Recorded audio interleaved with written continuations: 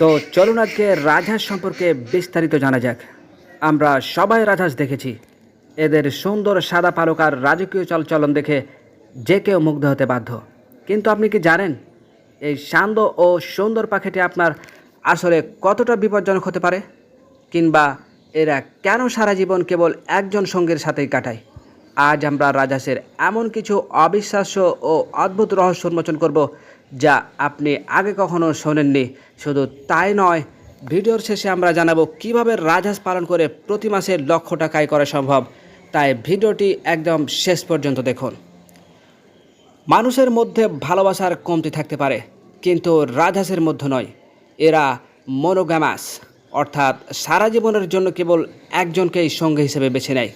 যদি কোনো কারণে একসঙ্গে মারা যায়, তবে অন্য সঙ্গীটি একা হয়ে পড়ে এবং অনেক সময় শোকে খাওয়া দাওয়া ছেড়ে মারাও যায়। একে বলা হয় ব্রোকেন হার্ট সিনড্রোম। অনেকে ভাবেন রাজহাঁস ভারী বলে উঠতে পারে না, কিন্তু এরা ঘন্টায় প্রায় 60 থেকে 70 কিলোমিটার বেগে আকাশে উঠতে পারে এবং পরিযায়ী রাজহাঁসগুলো হাজার হাজার মাইল পথ পাড়ি দিতে পারে। বন্ধুরা, আপনি যদি রাজহাঁস পালন করতে চান বা এদের সম্পর্কে জানতে চান, তবে এদের জাতগুলো চিনে নেওয়া জরুরি। বাংলাদেশে এবং ভারতে মূলত কয়েক ধরনের রাজহাঁস বেশি দেখা যায়, যেমন হোয়াইট চায়না। এদের গায়ের রং ধপধপে সাদা এবং ঠোঁটের ওপরে একটি বড় কুঁজ বা নব থাকে। এরা দেখতে সবচেয়ে রাজকীয়।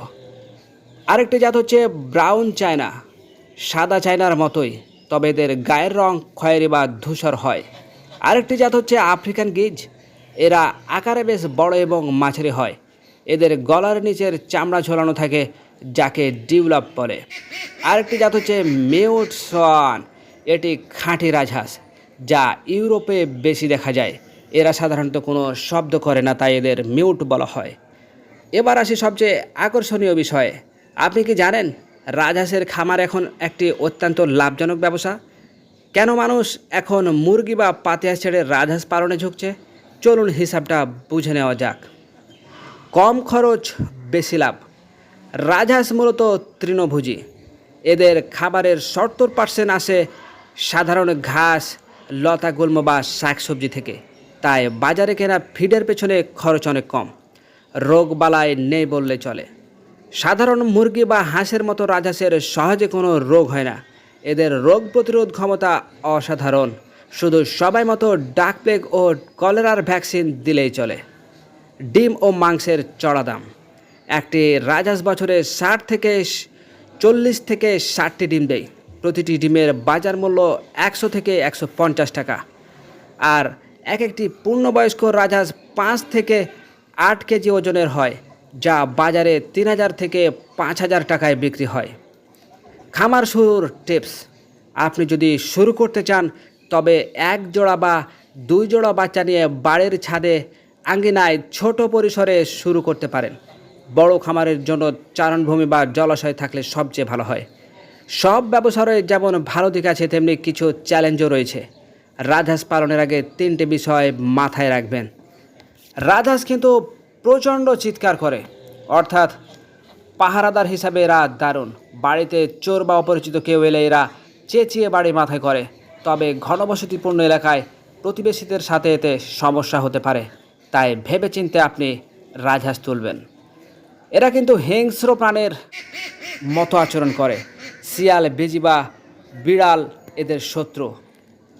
তাই রাতের বেলা এদের জন্য সুরক্ষিত ঘরের ব্যবস্থা করতে হবে।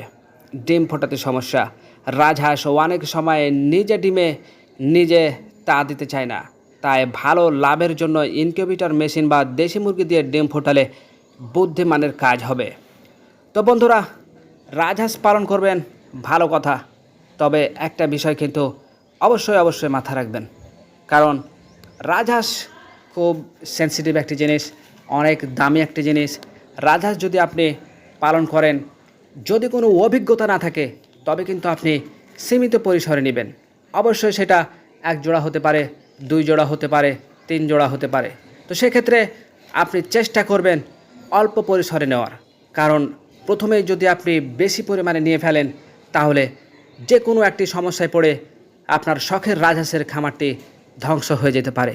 যেহেতু আপনি প্রথম খামার করছেন, আপনি অনেক টাকা এখানে ইনভেস্ট করতে পারেন। সেক্ষেত্রে দেখা যাবে হয়তোবা ধার করে, হয়তোবা আপনার জোড়ানো টাকা সব এক নিমিষেই কিন্তু ধূলিসাৎ হয়ে যেতে পারে। কাজেই এই বিষয়টি কিন্তু অনেক সেনসিটিভ। আরেকটা কথা ভালোভাবে মনে রাখবেন, রাজহাঁস কিন্তু গ্রামের ভেতরে অনেকেই কিন্তু রাজহাঁস পালেন। খেয়াল করে দেখবেন, আপনি যদি সত্যি রাজহাঁসের একজন উদ্যোক্তা হতে চান, তবে অবশ্যই আপনি আপনার আশেপাশে যারা রাজহাঁস পালন করেন তাদের কাছ থেকে একটু হলেও আপনি পরামর্শ করবেন যে কিভাবে রাখলে এদের ভালো হয়, কী তারা খেতে ভালোবাসে, কি খেলে তাড়াতাড়ি বড় হয়। এই বিষয়গুলো অবশ্যই আপনারা তাদের কাছ থেকে জানবেন। যদি আপনি এরকম ভিডিও চান তো অবশ্যই কমেন্ট করবেন, আমি সেরকম ভিডিও বানিয়ে দেব। তো প্রিয় দর্শক, আরেকটা কথা না বললে নয়, রাজহাঁস সহজে আক্রান্ত হয় না রোগে, আর যদি কিন্তু আক্রান্ত হয় তবে তাদের টেকানো কিন্তু কঠিন হয়ে যায়। এজন্য আপনাকে অবশ্যই যে দুটি ভ্যাকসিনের কথা উল্লেখ করেছি অবশ্যই কিন্তু আপনাকে সেটি দিতে হবে। কারণ ভ্যাকসিন যদি আপনি না দেন তাহলে দেখা যাবে যে আপনার শখের খামারটি ধ্বংস হয়ে যেতে পারে। ভ্যাকসিন যেগুলো রয়েছে সেগুলোর দাম কিন্তু বেশি না। ডাক কলেরা, তারপরে ডাক প্লেগ, যে ভ্যাকসিনগুলো রয়েছে সেগুলো কিন্তু অতি সহজেই কিন্তু আপনি আপনার পশু হাসপাতালে অথবা যে সকল ভেটেরিনারি ডাক্তারগুলো রয়েছে তাদের কাছ থেকে কিন্তু আপনি অতি সহজেই কিন্তু আপনি এগুলো কালেকশন করতে পারবেন। তো প্রিয় দর্শক, রাজহাঁস পালবেন, লাভ করবেন, খুবই ভালো কথা। তবে অবশ্যই এর নিয়মগুলো মানবেন। কারণ আরেকটা কথা না বললেই নয়, এদের খাবারের ব্যাপারটা। কারণ আপনি যদি এদের ফিড দিয়ে খাওয়ান আপনি কিন্তু দেউলিয়া হয়ে যাবেন। এদেরকে অবশ্যই সবজি বা যে মাঠে যে ঘাস পাওয়া যায় সেগুলো কিন্তু আপনাকে প্রসেসিং করে দিতে হবে। তাহলে আপনার খাবার খরচ কিন্তু অনেক কম হবে। এছাড়া আপনি যদি তাদের শুধু ফিড দেন তাহলে আপনি দেউলিয়া হবেন নিশ্চিত। কারণ তারা ঘুরে ফিরেই খাবে, এবং যেহেতু তারা দৈহিকভাবে বড় সাইজের, তারা পরিমাণে কিন্তু বেশিই খাবে। এই ব্যাপারটি কিন্তু আপনাকে মাথায় রাখতে হবে। যদি পারবেন তো একটু চরণভূমি জায়গাতে একটু চড়াবেন বা তাদেরকে ছেড়ে দেবেন। যদি সেরকম পরিবেশ না থাকে তো সেক্ষেত্রে বাহির থেকে আপনি ঘাস কালেকশন করবেন, তারপর তাদেরকে খেতে দেবেন। নয়তো কিন্তু আপনি তাদেরকে খেতে দিতেই আপনি তাদের ফেলার হয়ে যাবেন। এটাই হচ্ছে একটা রাজহাঁস পালনের একটা অন্যতম দিক। খাবার সাইড যদি আপনি সেভ করতে পারেন, ভ্যাকসিনগুলো যদি আপনি দিয়ে দেন নিয়মিত, তাহলে সেরকম আর কোনো টেনশানই কিন্তু এর রাজহাঁস পালনে থাকবে না। শুধু মাঝে মাঝে ছাড়বেন, একটু সময় ফলো করবেন, বাস তাহলে যথেষ্ট। এটা কিন্তু আহামরি কঠিন কিছু না। তো প্রিয় দর্শক, অনেক কথাই বকবক করলাম। ভালো থাকবেন, দেখা হবে পরবর্তী আপডেটে নতুন কোনো গুরুত্বপূর্ণ ভিডিওতে। সে পর্যন্ত সবাই ভালো থাকবেন। আসসালামু আলাইকুম ওয়া রাহমাতুল্লাহি ওয়া বারাকাতুহু।